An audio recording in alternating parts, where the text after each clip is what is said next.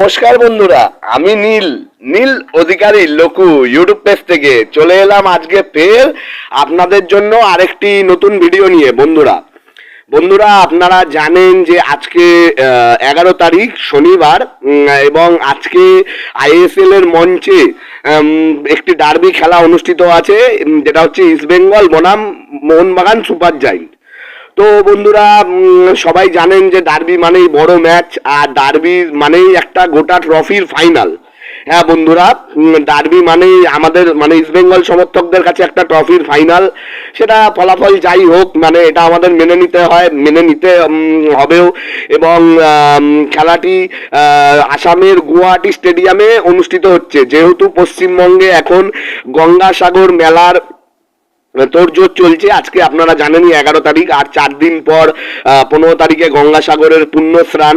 তো সেই জন্য বন্ধুরা খেলাটা কলকাতাতে হয়নি, খেলাটা কলকাতা থেকে অনেকটা দূরে নর্থ ইস্টের আসামে খেলাটি অনুষ্ঠিত হবে, ইস্ট বেঙ্গল বনাম মোহনবাগান সুপার জায়েন্ট। তো আপনারা জানেন যে আজকে কনকনে ঠান্ডা, এই সকালবেলা এখন 14 ডিগ্রি টেম্পারেচার, তার মধ্যে আমি ভিডিও বানাচ্ছি শুধুমাত্র একটাই আশাতে, যাতে আজকে আমাদের দল জেতে।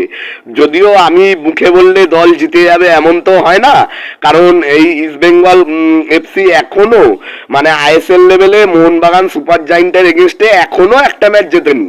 4 বছর, বিগত 3-4 বছর হলো, 4টে মরশুম আমরা আইএসএল খেলছি, যেখানে প্রত্যেকটা আলাদা আলাদা মরশুম, আলাদা আলাদা পৃথক পৃথক কোচের সাথে আমরা খেলেছি।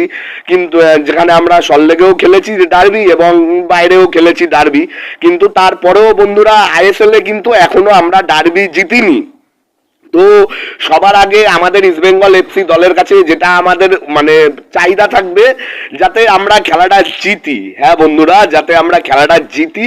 কিন্তু খেলা জেতা মুখে বললেই তো হয় না, খেলা জেতা বাস্তবের মঞ্চে অনেকটাই কঠিন। তার কারণ হিসাবে আমরা বলতে পারি যে ইস্ট বেঙ্গল তুলনামূলক ভালো পজিশনে নেই। গত ম্যাচ মুম্বাই সিটির এগেনস্টে প্রথমে 1-0 গোলে পিছিয়েছিলাম, তারপরে 2-0 গোলে পিছিয়েছিলাম, তারপরে 2-1, তারপরে 2-2 গোলে আমরা লিড করলাম, সমতা ফেরালাম। একদম লাস্টে 87 মিনিটের মাথায় হিজাজি মাহেরের ভুলে একটা বাজে গোল খেয়ে গেলাম। হিজাজি মাহের নাকি আবার জর্ডন ন্যাশনাল টিমে খেলে। যদিও হিজাজি জর্ডন ন্যাশনাল টিমে খেলে এবং খেলাটা আমরা যার কারণে হেরে যাই। যদিও আজকে যদি আবার হিজাজি ডার্বির দিন যদি একটা ভালো কিছু করে দেয়, তাহলে হিজাজি আবার হিরো হয়ে যাবে আমাদের কাছে, এটা বাস্তব বন্ধুরা। কারণ ডার্বি খেলাটার আবেগই এরকম, আর ডার্বি খেলাটার ফলাফল বা রেজাল্টই এরকম। জিতলে হিরো, হারলে ভিলেন সমর্থকদের কাছে। কিন্তু আমাদের আজকে আনোয়ার আলীও নেই। আনোয়ার আলী আগের দিন দেখেছেন যে কিরম ভাবে মেরেছে আনোয়ারকে, যার জন্য আনোয়ার চোটের জন্য প্রায় ছিটকে গেছে। সোল কেসপো হয়তো থাকলেও থাকতে পারে মাঠে, তার সাথে আমাদের নতুন যে বিদেশি, সেও এখনো যাই হোক খেলতে পারছে না। যদিও শুনেছি চাকু মান্ডি বলে যে প্লেয়ারটা আছে, যারা বাংলার হয়ে সন্তোষ ট্রফি জিতেছে, সে নাকি প্র্যাকটিস করেছে। তো বন্ধুরা আমাদের টিমের অবস্থা তো একদমই ভালো পজিশনে নেই। যেই মোমেন্টামটা ডিসেম্বর মাসে দল এবং প্লেয়াররা দলের জন্য এনেছিল, সেই মোমেন্টামটাও এই মুহূর্তে দলের সাথে নেই। আর মোহনবাগান সুপার জায়েন্ট অপরদিকে দল, তারা তো কোনো ম্যাচই হারেনি, তারা লাগাতার জিতেছে। নতুন বছরেও তারা জিতেছে, 2 তারিখ ওদের খেলা হয়েছে, ওরা জিতেছে। এছাড়া ওদের টিমে গ্রেগ স্টুয়ার্ট আছে, এক্সেবার কারেক, ওদের কার ছেড়ে কার ম্যাকলারেন আছে। যদিও ওদের দিমি এখনো ফিট আছে কিনা বা খেলবে কিনা, সেটা নিয়ে আমার সন্দেহই রয়েছে।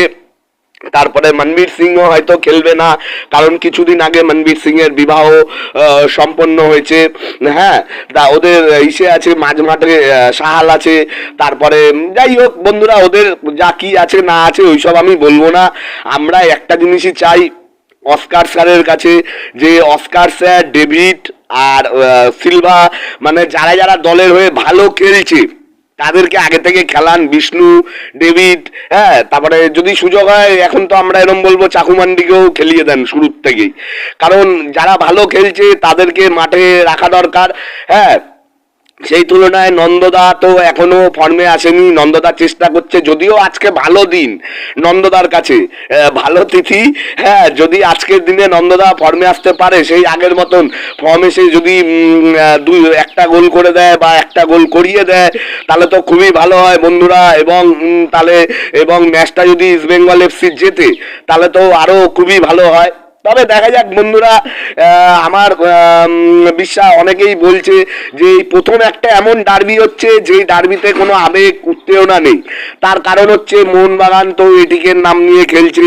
হ্যাঁ, আর আপনারা ইদানিং দেখেছেন যে লাইসেন্স নিয়ে একটা বিবাদ হয়েছে ইস্টবেঙ্গল ক্লাবের ম্যানেজমেন্টের প্রধান নিতু সরকার, মোহনবাগানের প্রধান টুটু বসুর মধ্যে একটা ছোটখাটো তর্ক বিতর্ক হয়েছে। হ্যাঁ, মোহনবাগান সুপার জায়েন্ট এটিকের লাইসেন্স নিয়ে খেলছে, সেটার জন্য।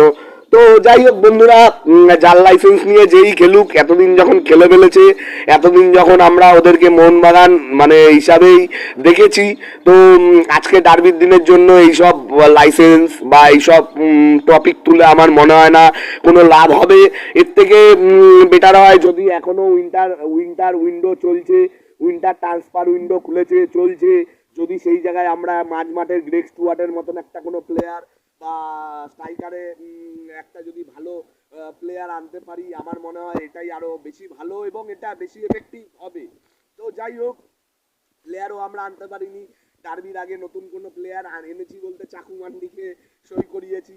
তো তাকে নিয়েই চাইবো যাতে আজকে আমাদের প্রিয় দল খেলাটা জেতে, কারণ জয় ছাড়া এখন আর অন্য কোনো কিছু নেই, মানে রাস্তা নেই। যদি জেতে তাহলে আইএসএল এর প্লে অফ হলেও হতে পারে, যদিও আমি জানি আইএসএল এর প্লে অফ ওই হায়দ্রাবাদ ম্যাচ হেরে ইস্টবেঙ্গল এফসি নিজের জন্য সেটা বন্ধ করে ফেলেছে। তবুও তো আশায় বাদে চাষা।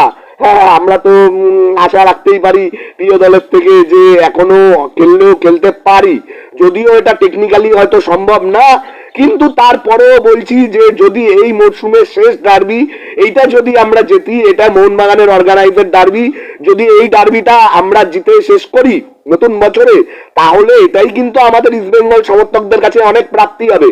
কারণ আমরা বিগত 14-15 বছর আইএসএল এর কোনো লিগ বা চ্যাম্পিয়ন সেরকম কিছু হয়েছি বলতে গেলে সুপার কাপ, যেটা একটা knock out tournament. Super cup বাদে আমাদের বিগত 14-15 বছরে কোনো সফলতা নেই। সুপার কাপের আগের সফলতা যদি বলি, সেটা হচ্ছে ফেড কাপ, সেটাও কোনো সর্বভারতীয় লিগ বা আই লিগ বা আইএসএল এর মতন টুর্নামেন্ট না। যদিও আইএসএল এর মতন টুর্নামেন্টকে আমরা বড় চোখে অনেক বড়ভাবে দেখি, যেহেতু আমরা ফুটবলকে ভালোবাসি তাই, কিন্তু আইএসএল এ তো একদম এক্সেবার কারেক্ট জঘন্যতম রেফারি হয় প্রত্যেকটা খেলাতে রেফারি ইস্টবেঙ্গলের এগেনস্টে সিদ্ধান্ত নেয়। এটার থেকেও ইস্টবেঙ্গলকে সতর্ক থাকতে হবে এবং ইস্টবেঙ্গল ম্যানেজমেন্টকেও সতর্ক থাকতে হবে যে আজকেও যাতে রেফারি এরকম কোনো কিছু না করে। কারণ এই মরশুমে যদি আমরা বলি 3-4টে ম্যাচ তো রেফারি আমাদেরকে হারিয়েছে বা আমরা যার জন্য খেলাটা জিততে পারিনি। যেমন হায়দ্রাবাদ ম্যাচ তো মানে জলজান্ত উদাহরণ, রিসেন্ট যদি বলি তাহলে হায়দ্রাবাদ ম্যাচ হচ্ছে জলজান্ত উদাহরণ। যাক বন্ধুরা, বেশি কথা আর বলবো না। আপনারা যারা নীল অধিকারী লোকু ইউটিউব পেজের ভিডিওগুলো লাগাতার দেখেন, তাদেরকে জানাই অনেক অনেক অনেক ধন্যবাদ। আর যারা আপনারা নীল অধিকারী লোকু ইউটিউব পেজের ভিডিওগুলো দেখেন কিন্তু সাবস্ক্রাইব করেননি, প্লিজ প্লিজ প্লিজ সাবস্ক্রাইব করে দেবেন। আপনারা এখনো 90% মানুষ যারা আমার ভিডিও দেখেন কিন্তু আমার ইউটিউব চ্যানেলটা সাবস্ক্রাইব করেননি, দয়া করে আপনারা সাবস্ক্রাইব করে দেবেন। একটা আপনাদের সাবস্ক্রাইবে আমার অনেকটা এনার্জি বা ভিডিও বানানোর জন্য অনেক আবেগ বৃদ্ধি পায়। হ্যাঁ, এই যে দেখেন ঠান্ডার মধ্যে আপনাদের মাঝে চলে এসেছি এবং শুধুমাত্র দলের জন্য এসেছি। হ্যাঁ, এই ঠান্ডার মধ্যে যাতে আমাদের প্রিয় দল জেতে, এবং আজকে যেহেতু ম্যাচের জন্য কাজও সকালে যাব, বিকালে অবশ্যই খেলা দেখবো। জয় ইস্ট বেঙ্গল, জয় মা ইস্ট বেঙ্গল। আশা রাখছি যে খেলাটা আমরা জিতবো এবং ডেভিড বিষ্ণু সিলভা, হেক্টর ইয়াস্তে এবং প্রভু শুক্রান গিল, আজকের ভরসা তোমরাই। যদি খেলাটা জিতলে তোমাদের জন্য জিতবো, আর যদি হারি তাহলে তো কিছু বলার নেই। জয় ইস্ট বেঙ্গল বন্ধুরা।